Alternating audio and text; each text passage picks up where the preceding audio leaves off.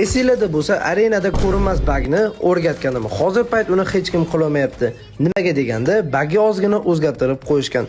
Men hozirlarga o'rgatib o'tar o'rgatgandim, bitta dona emotsiya orqali ko'rinmas odamga aylanishi.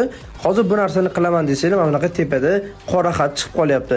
Qanday qilib ko'rinmas odamga aylansa bo'ladi desangiz kerak bo'ladi. Buni mutlaqo tekinga olsanglar bo'ladi. Emotsiya orqali qaysi teshikka kirmoqchi bo'lsanglar, shuni emotsiyani bossanglar kirib ketardi. Endilikda qaysi teshikka kirmoqchi bo'lsanglar ham yon tomonga qarab emotsiyani bosasizlar, emotsiya ishlagandan keyin giroskopni ozgina o'ng tomonga tortsanglar, o'sha aytgan joy. Nima?